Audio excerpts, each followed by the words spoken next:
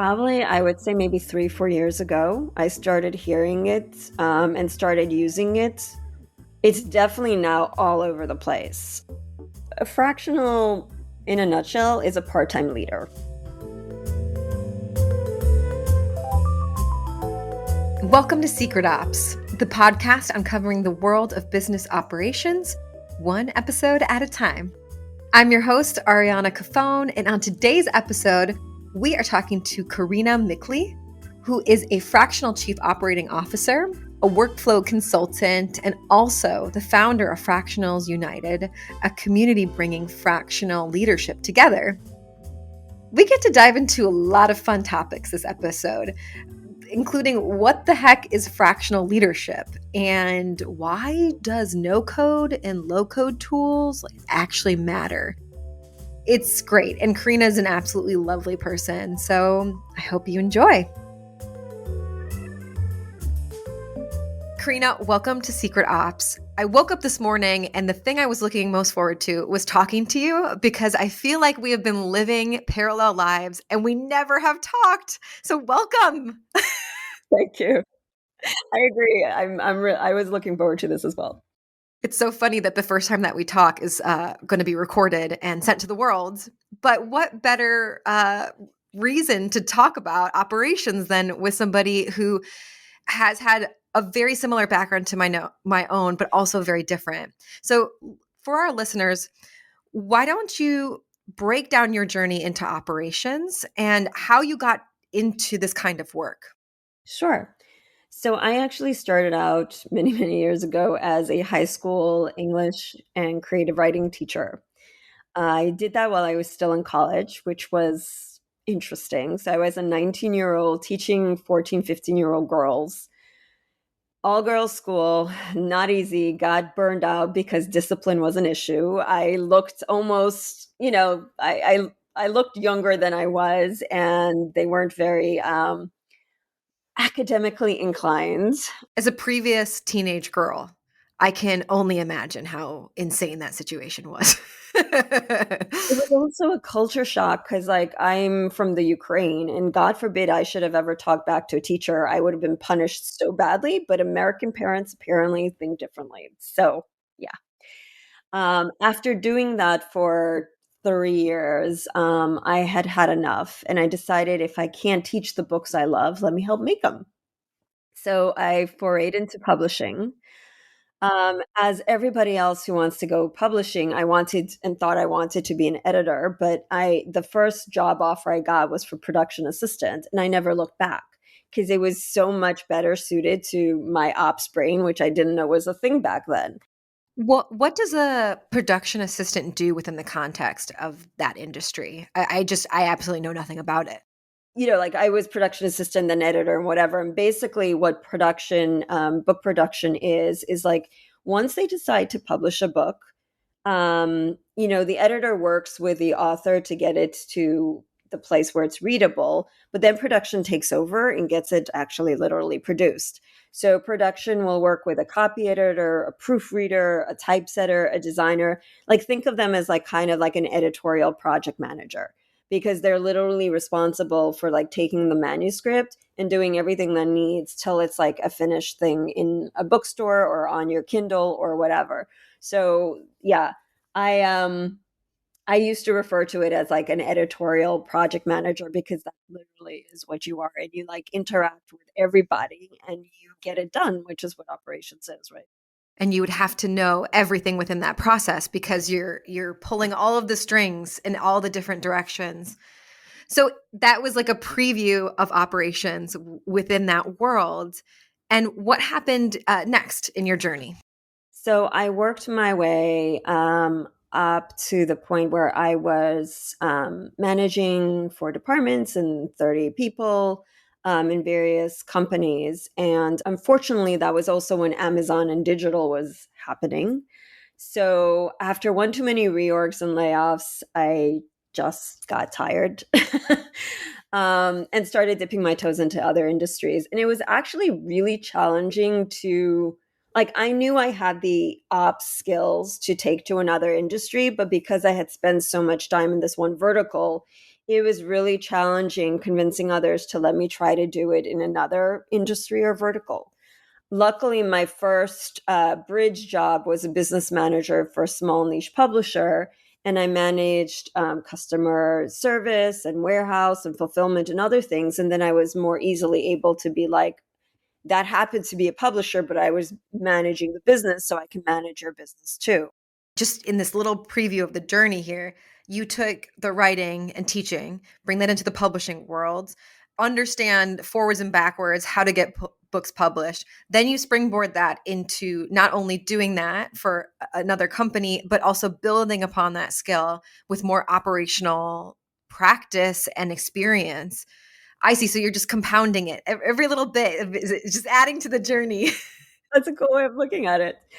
But yeah, so then I was like a freelancer consultant, whatever, for like going forward. And this was before fractional was a thing, but that's basically what I ended up falling into.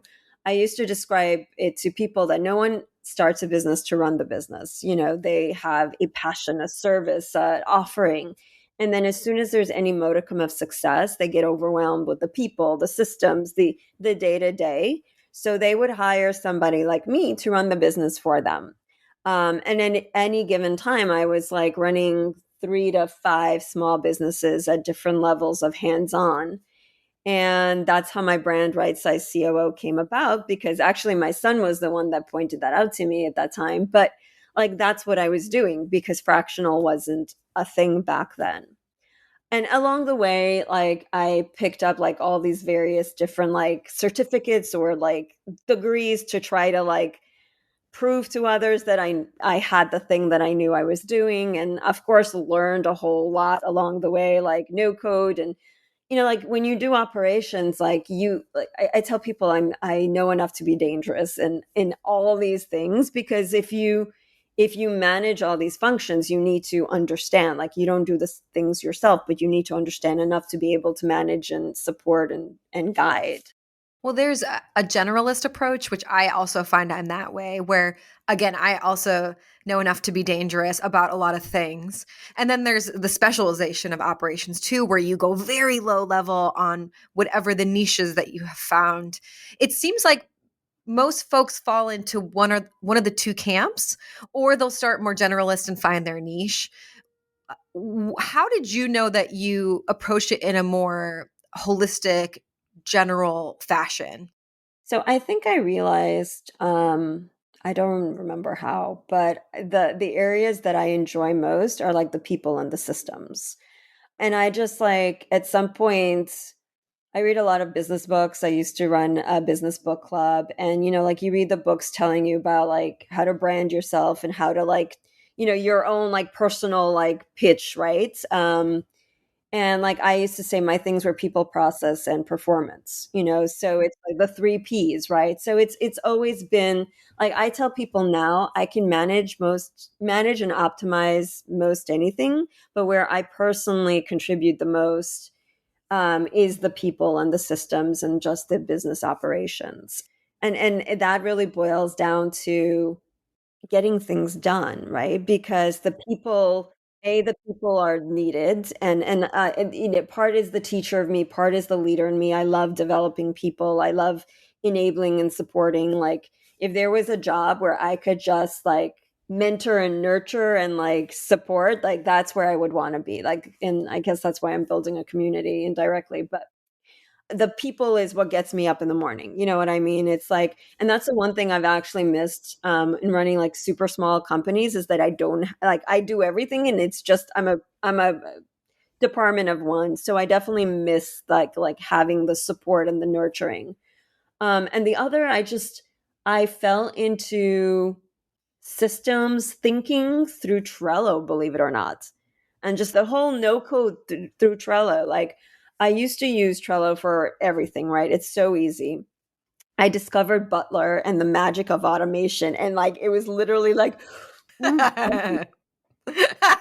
Kid in a candy store, just let me automate it all. yeah, and people start like I had this like side gig where people would hire me to build like all these like complicated like Trello workflows and automations. And then I discovered Zapier because, Butler only takes you so far. And then I took like this Zapier mastery course because I'm like, oh, I can do more of this with other things. And then discovered ClickUp and Integromat and then Coda. And like, it's like, it's amazing. Like it just, the things you can do with just telling something, okay, when this happens, do that. And if this, then it's just, it's like mind blowing. Well, and it's funny because I feel you on what you're saying. For so long, I ran things on sheets, which I think a lot of people start with, right? Like you push it as far as humanly possible. And most businesses, whenever I start with them, that's where they're at. They're still doing that. Oh my God. The leap into this new world of no code or low code tools, we'll definitely dive into more because I think it's important that we break that down for people. To sum up your journey into being a fractional chief operating officer, how many years have you been doing that now at this point? Whether it was fractional, if that was a term or not. I would say 7 to 8 years. And when did fractional as a like a word become a thing? Probably, I would say maybe 3, 4 years ago, I started hearing it and started using it. It's definitely now all over the place. I had gone full time so there was a client that I started with as a workflow consultant, which is something I also do, which is basically more like project based, helping clients either choose a tool or optimize, automate. And honestly, it's my excuse to stay on top of tools and like, be in the know because I'm being paid to be in the know. So I always like to have at least one of that because it's like brain candy. So I had a workflow consulting client, a niche recruiting company. She felt they had too many tools, they weren't integrated or centralized, yada, yada. Happened to mention in passing that I was a fractional COO. And literally the next week, she started referring to me as her COO without conversation, discussion. It's like it just yeah, you are that now. You'd have no choice. You are that. So over time, she needed more and more of my time till I went full time with them. And because I was the first non recruiting person, I did all the silly things like, send myself an offer letter. I was the one who registered us. It's like when you're wearing all the hats, I literally sent myself an offer letter laughing the whole time. Like, It's such a funny way to build trust immediately, which is I'm gonna have your best interest and I'm gonna figure this out. Do so for our listeners who are hearing this word fractional, they're like, Karina, Ariana, what are you talking about? Can you break down what this fractional world is and what a fractional chief operating officer does within that? so a fractional, in a nutshell, is a part time leader. It definitely implies leadership, not just like a part-time worker.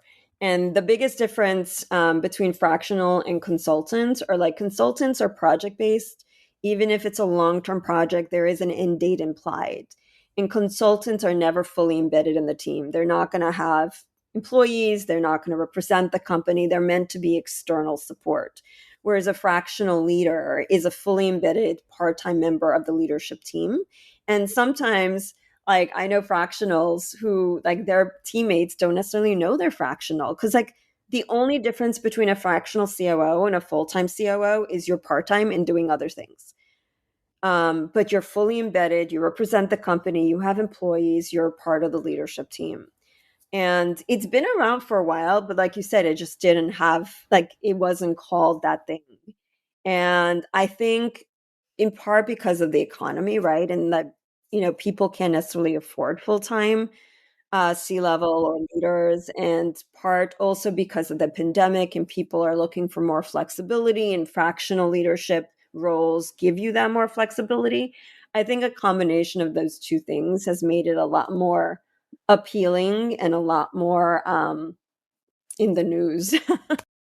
A couple years ago, I had never even heard of that. I'd only really heard of an operations consultant or a COO or, an operations director, VP of ops, whatever. Now it's so recognizable. And I think because I focus on startups, everybody kind of wants that too. And for the first time, I almost feel like the fractional workforce is democratizing strategy and leadership for companies that couldn't have afforded that beforehand. it's refreshing to see, and it's fun to talk to other fractional people too, because we're seeing a lot of the same problems frequently. So we're solving the same problems, and we realize that you could be in a different industry or in a different region, but the problems can be quite similar across those work streams. So this gets to the trifecta. So the best way I have been able to define operations is it's a combination of people, process, and technology. And if it's working well, it's harmonious. So let's dive into each of those and pick your brain for some pro tips from your many years of working within this industry. So starting out with people, you said you wake up and what drives you is helping others. Now, I am very connected to that as well. The question is if it can also overtake your life, is what I've learned. I love people, but also they are the root of my stress. So, what things have you learned over the years around managing people, building people operations that could be useful?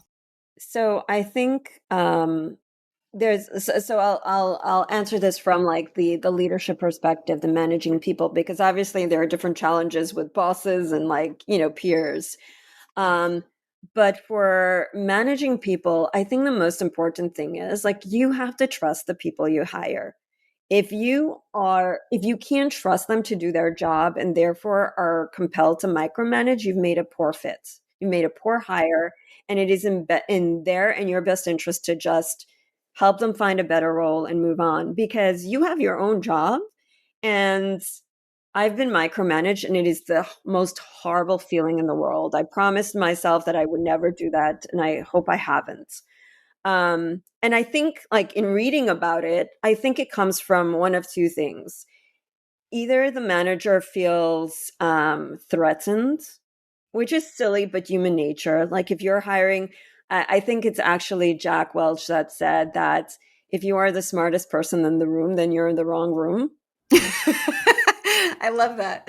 Yeah, but it takes confidence, right, in your own worth to like not feel threatened by hiring someone smarter than you. And I get it. We're all human beings. We all need our jobs. We need security. So I think micromanaging comes either from that lack of confidence, um, or like fear, right? Because like you think you are the only one who can do this, and you have to have it done your way, and that's bad because train them to do it right. And so I remember a moment where I literally was biting my tongue because I had hired this amazing managing editor. And she was phenomenal, but not doing it in my pace and my way. And I remember realizing this and like literally biting my tongue so I would not tell her how to do it. Like your job is to tell them what, not how, and to only be there to support them. What, not how. That is a beautiful summary of that. It's I hear I hear so much of my own journey in that too, because I know when I was younger, I definitely thought that the way I viewed a solution was the best way. Um, and that just caused all the kinds of problems, right? Like it's definitely not. And I think you kind of need that to blow up in your face to prove that it's not. I think I also learn my husband says that I always learn the hard way by falling on my face. So I definitely think that that was part of it. But it's sometimes like you have to learn that lesson by making the mistake. And especially with people, you don't know, when your ego gets involved or when fear gets involved until you get kicked in the butt a little bit, and then it's a lesson that sticks with you. The what, not the how.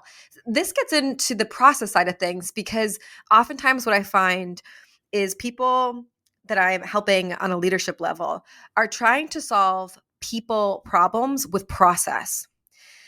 And I think that has been an interesting dynamic that I've had to learn over the years where, someone is not accomplishing something within a certain time frame or they're not doing the task. And so the solution is to create a task management platform so that we can see the visibility, right? Like I get that a lot.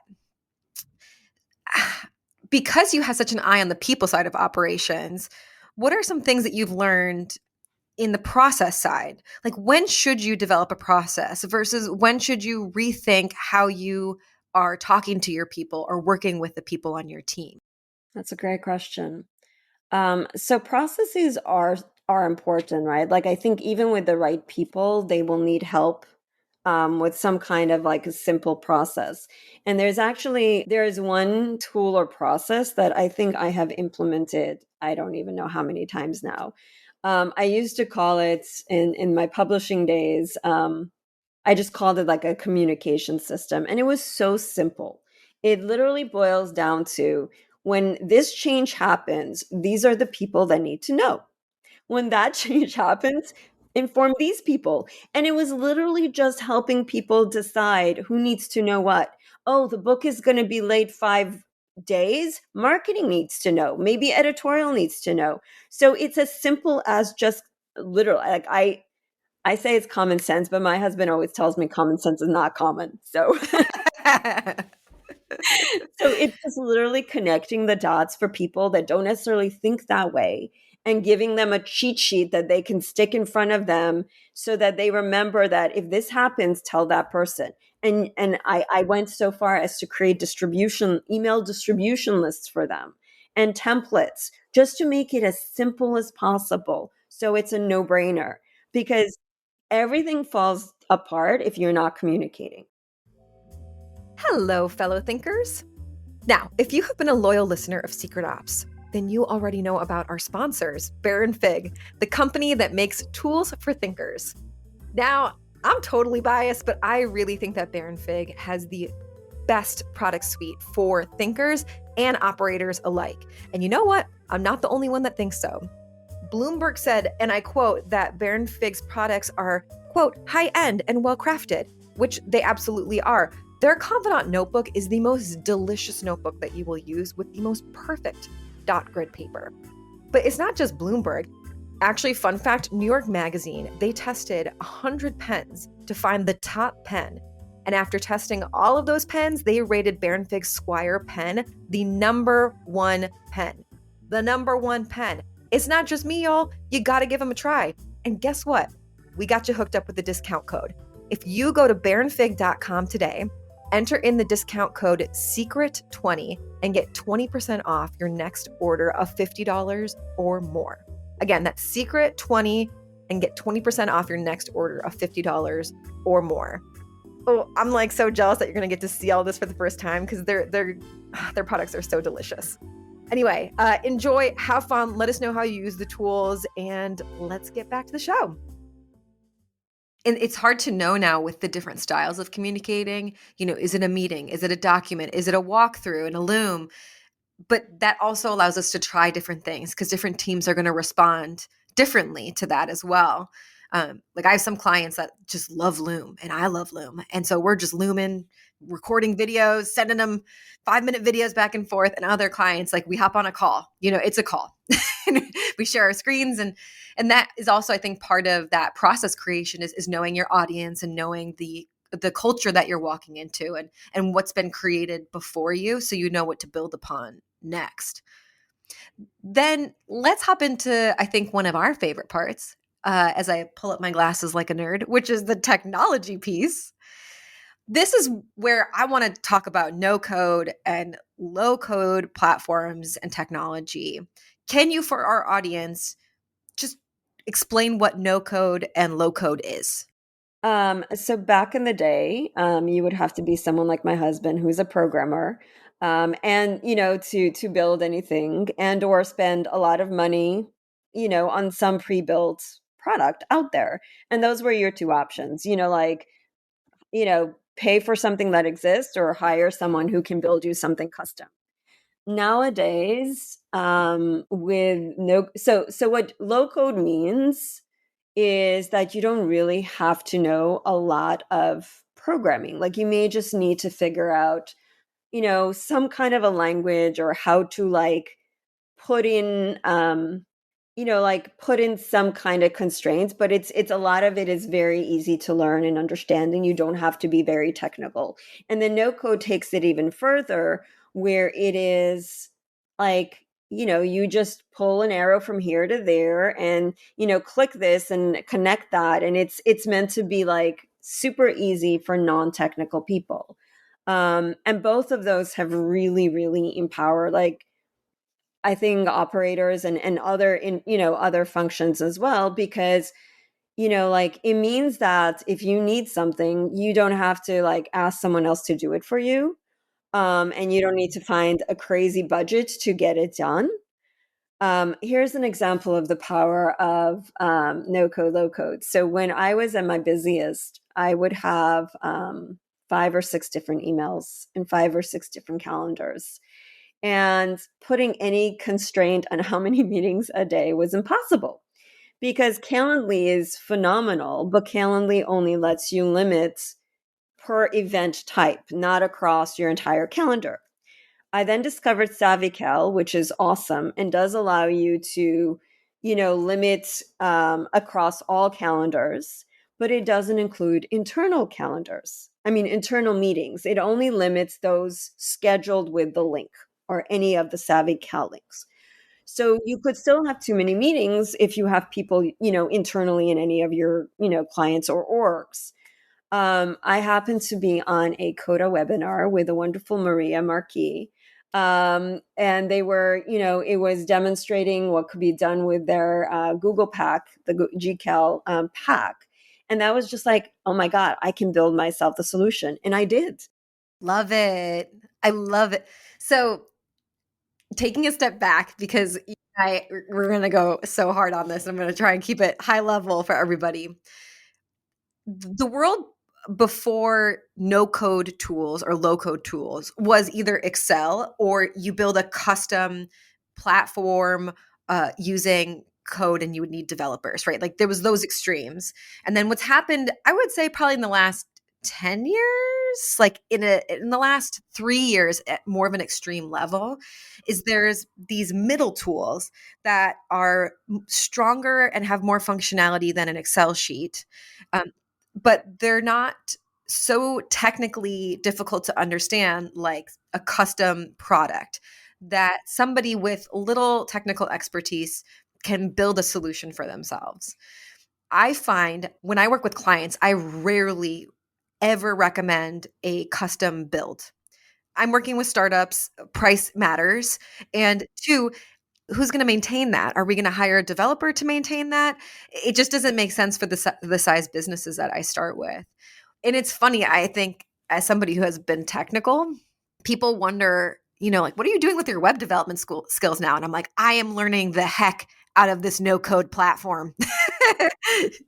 Do you have that moment when you're working with clients and you build a solution of a problem that they have been trying to fix, but they don't have the knowledge? You show it to them, and there's just that utter excitement that not only did you figure out a solution, but they can actually go in and change it. They can edit it. Are you seeing that with your clients? Yeah, not as much as maybe you, because I'm doing it from like an operations workflow perspective. And so they just want it fixed and they don't want to know. But yeah, I there will be, like, for especially the workflow consulting clients, I will need to have someone internally who will maintain it and train them. There are those that, yes, they're like, ooh, okay, which is can be dangerous, because I've learned the hard way that you need to like put guardrails and controls, because they will break the thing you have spent hours doing. Also, the con, if we say, with no code or low code tools, is that if you are in that world a lot, you will push the boundaries on any tool that you work with. So I definitely am always bouncing up against those boundaries, and working with the technical team behind the scenes to give them feedback on things that I need or clients need. Which, this goes nicely into the inside scoop, where we pivot from people, process, and technology, and we look at operations from a high level, and we get the real advice from you, Karina. Like, we want to know what the details are. So, to kick off, having been in operations for so long, what do you think people get wrong about operations? Well, the first thing is people don't value it, unfortunately. It's like we're the unsung heroes. If you look at startup jobs, you won't see operations until like things are breaking, they're overwhelmed, they don't know where to go. Then they're like, oh, we need someone to do all these other things that is not sales and technology and product and blah, blah, blah. So I wish in my ideal world, people would understand that you bring in an ops person first because then you can scale more smartly. And like, it doesn't always have to be a dumpster fire, right? Like, you can. That's the takeaway. It doesn't always have to be a dumpster fire, folks. Come before the fire starts. Please, please. It's true. It's true. But other than that, I think it's like, so I'm one of those few ops people that doesn't like documentation, which I admit is weird. I feel like it's a necessary evil. Like, do I like writing documentation? Not my favorite. Do I know we have to? Yeah. Do I need like 2 cups of coffee before I do it? Of course. So my trick is I tend to outsource it to the people doing the work. Oh, okay. Because think about it, That's like, smart. if you're training someone, having them write the documentation gives you a chance to see if there's any disconnects, because there often are. Then it's their job to maintain it, which makes them feel more vested, and it's easier to maintain because they're the ones on the ground doing the work. And then you have already something to hand off to the next person. I'm stealing that. Thank you Go so for it. much. We'll see you next time. No, just kidding. It's brilliant also because I sometimes fall into that thing where I'll make a documentation or a walkthrough and nobody really looks at it until something happens and they need to fix it. And then that's when all the questions come in. So that preemptively just takes care of it before it needs to happen. And then the timeline is much tighter on fixing it. That is a great pro tip. I'm taking that. Yeah, it's a hack I discovered a long time ago out of necessity. Mine is data cleanup. Like, Mm. oh my God. It's so necessary, but so mind numbing. And man, for all of you people who are cleaning up data, I see you. I see you out there. So let's talk about what the hardest part is about operations. Like when you wake up in the morning, what is the thing that you least look forward to? I guess since we already talked about documentation, we'll rule that out. Besides documentation, what would you say is the hardest part? You don't know how your day is going to go. There is no, like, you can have the best laid plans. You can time block your calendar. You can do all the productivity tips and tricks out there. And then something goes wrong and there goes your day. Like, if you are to be successful in operations or biz ops or chief of staff or any of these like nebulous in between getting things done roles, like, there was a time where like I was reading all these like productivity books and I'm like, why can't I apply any of this crap? Why am I, who is supposedly like a productivity guru and all organized, why is my day never like, and I never apply this to myself? And I just finally realized it's because I'm in charge of like enabling everything else, and I'm the one everything comes to.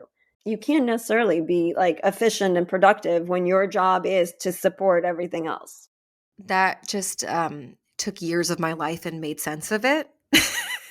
Because I can't tell you how the struggle, the calendar blocking. I have multiple task lists, my inbox tracking, you've got my like toggle analysis of my time, and nothing really worked. And it's because we are the puzzle piece that changes based on the puzzle pieces around us, right? So we always are at the beck and call of what the day gives us, even if we plan. Because I know that you're a planner. I'm a planner too. But operation says, nope, your plan goes out the window, when you wake up in the morning. And that, it does make so much sense. It also makes me think I should be a little bit nicer to myself, because it is frustrating when you really care about the thing. You're like, I should be able to walk the walk in my own life. Why can't I? It's like, well, because your life is surrounded about doing something that supports others that will always change. Wow, that makes so much sense. Jumping from hardest part of operations, what's your greatest joy? What makes you little kid happy? What makes you walk away with a big smile on your face? Um, Solving problems. Yummy, right? Yeah, it's like when I see something I've rolled out just work and make something easier, or it just goes as planned, which is rare. But, like it's the like my favorite word is optimize, right? And that applies. And I literally have a bracelet that says optimize. So are you selling that out of your website? That was Maybe, my please. that was my word of the year like 2 years ago, and like I got the bracelet to remind myself of it. Not that I need the reminder, but it's cool. I love that.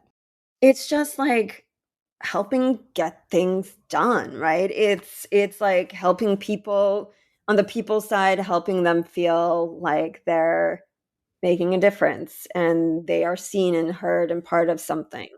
On the operations side, giving people the tools and the instructions and removing like the stupid crap, and just letting them do their best work. It's figuring out how, oh my God, any day I can automate something is a day I smile, because it's like I used to joke that, or not joke, I used to say that got into automation because I'm lazy, because anytime I see myself doing something over and over, I'm like, there's got to be a better way.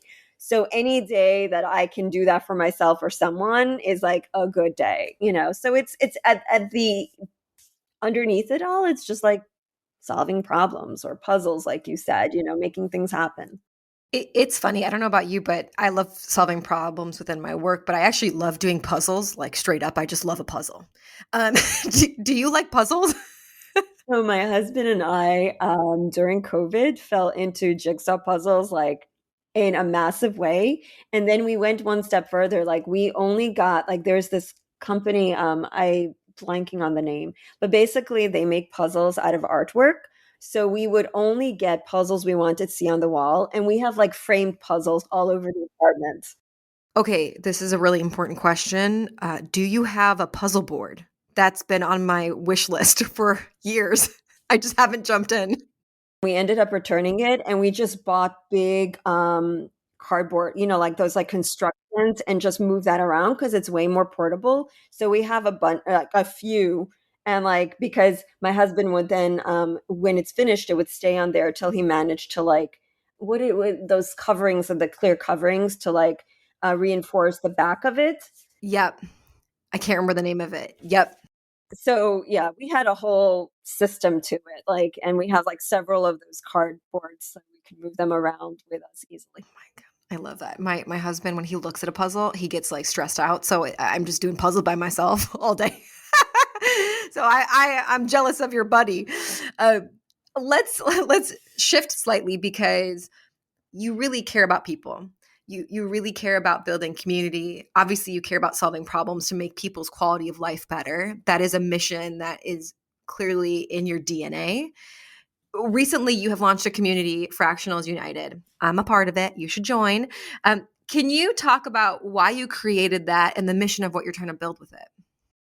So when I came back to the fractional landscape after having gone full time with that client, I came back to a very different fractional climate, right? On the one hand, it's way more popular. There's more of us. Everyone's writing and talking about it, which is great. But it also felt lonelier and harder, because it's still hard to find the work. It's not common, and if you are not a networker or business development guru by nature, which I'm not, it's hard. And I had joined so many wonderful like operations communities the last 2 years that I was like, okay, where's my fractional tribe? Like I don't want to do this on my own. And I was honestly surprised. Like I had this idea on January 7th. That evening, I started Googling, expecting to find it. Couldn't find it. Like I found platforms that supposedly help you find the work. I found one community on the other side of a paid program, which I just like I wanted a community first, community for its own sake. Couldn't find it, surprised.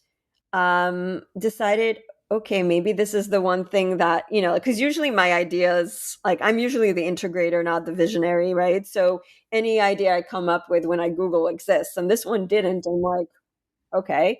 So I put up a free Slack, messaged a bunch of my communities just to see if there was interest. I had over 50 members by the end of that weekend. Wow. Yeah, and now this is our 10th week and we're over 700. Oh my gosh. Yeah. That's insane. Yes. So obviously I wasn't the only one feeling the need.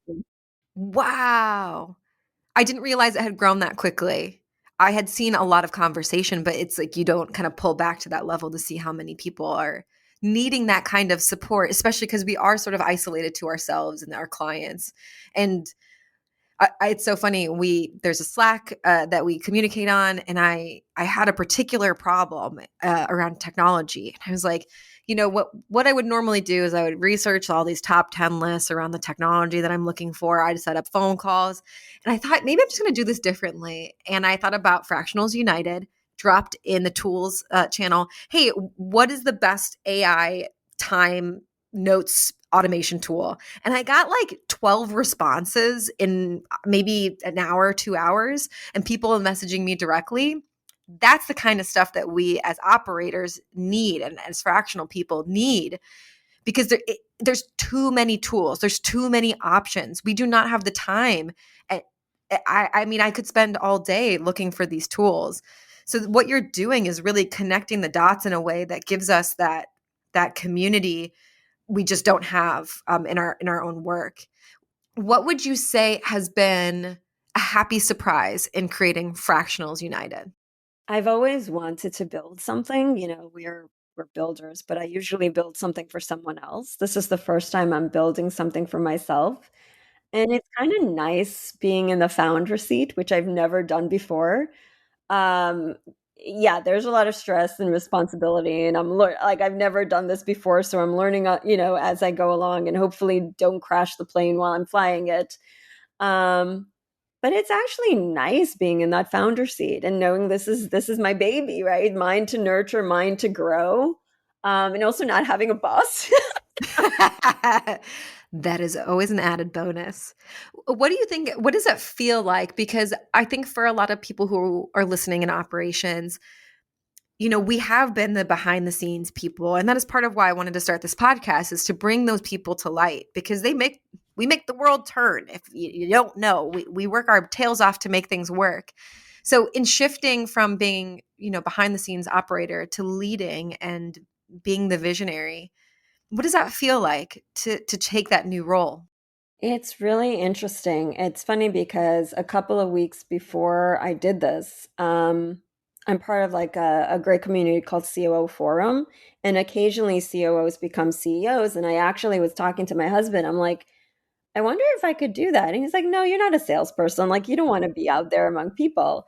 And then this happened, and I'm like, well, so I think, for us, um, and I think for people in general, like it's got to be something you really believe in, because otherwise it's hard to put yourself out there. Um, I've been joking that one day I'm going to write a book, and the title will be "The Accidental Founder: How an Introvert Became a Community Builder." Oh, I love that. I mean, now you got to like trademark and copyright that. That's too good. That's too good.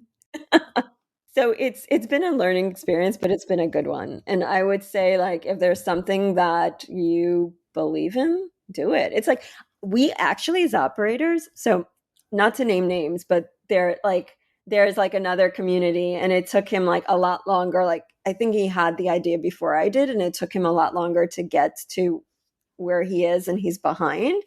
And he was surprised at how quickly like I moved, but that's the operator in us. Like, who better than us? Like, we get stuff done. I won't say the SHIT We word get because we're on shit the air. done.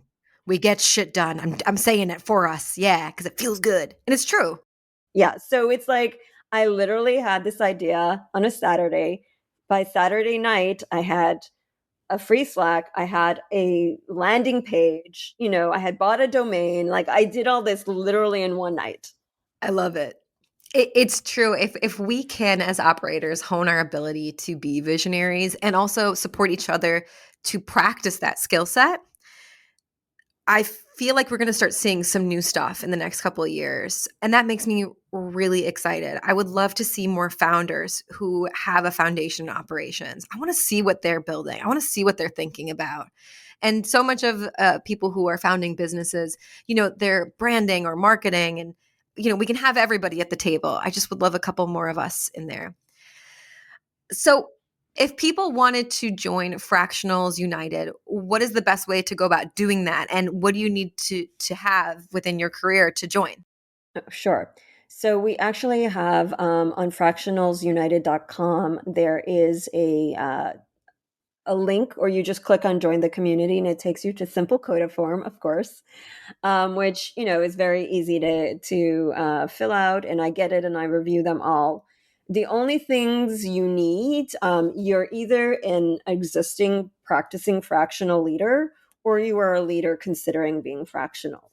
So because it's just if you're like an individual contributor, this is just not the community, or that's not what fractional work is. So I just want to make sure that everybody who joins is at least a leader, either currently fractional or considering fractional. Great. We'll make sure to link that your website as well in the description for this episode. All right, we're going to get to the questions about you and some fun facts that we can take away. So they're going to be rapid fire. We're going to throw them at you and you just go with your gut. All right? Okay. I'm like shimmying over here. We're going to do this. All right. What is your favorite part of the day? Night. Why? I'm not a morning person. I go to sleep really late and I wake up late. I used to like the most of the companies I've worked for are Pacific time zone hours because that just works. I am not a morning person. So night by default, I think is what we're hearing here. What book are you currently reading? I am reading Anne Bishop's latest book. She's an amazing fantasy writer. She does like a little bit of dark fantasy, but she created this world called Black Jewels, which is like, this is like book 10 or 11 in the series. And like, I couldn't put it down. Like, she's just an amazing, you fall into her world and love these characters and don't want to say goodbye. It's just, she's phenomenal. Anyone who likes fantasy should pick it up. All right. What is the best purchase under $50 that you've made?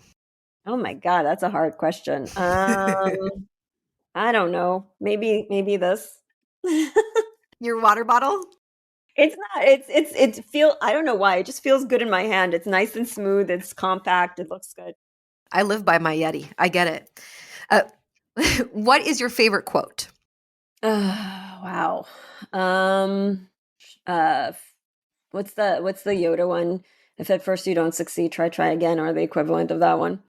Yeah, I love that. Mine is try again, fail better. What's the most important lesson that you've learned so far in your life? There is always tomorrow. Things happen for a reason, even if you don't see them right now. As long as you have your health and family and tomorrow, it'll get better. Last one for you. What do you want to be when you grow up? Ooh, can I say rich? Me too. I don't know. Like, I've been so many different things and I'm still figuring it out. But at this point, I hope Fractionals United becomes a thing that I can keep doing and that I can figure out, get sponsors and partners so that there's income coming into the community so I can keep, growing it and hire people to help me grow it and, keep a fractional client or two on the side just so I'm one of you guys always. But just something that's my own and then doing the things that I enjoy doing for others. Like, I think that if I could figure out how to do that I would be very happy. Beautiful. So we're going to link to Fractionals United, but outside of that website, where can people find you? KarinaMikhli.com. I'm on LinkedIn. I think those are the two best places. Karina, I want to thank you on so many levels. One, for building a community to help fractional people connect, and for doing it with such a pure mission. You just are really passionate and you can feel it in your Slacks and how you are. You're just a very warm, kind person that wants to make the world better. So I really appreciate that. Also, I just appreciate you connecting and being also a female leader in operations. It's really nice to have another one. So I just want to thank you and for your time, obviously, and your knowledge. I hope everyone gets as much out of this episode as I did. Thank you. And thank you for having me. And finally, for us talking. Yay! To everyone listening, thanks so much for sharing and listening to our podcast. If you want to listen to more, you can find us wherever you find your podcasts or at secret-ops.com. We will see you next time.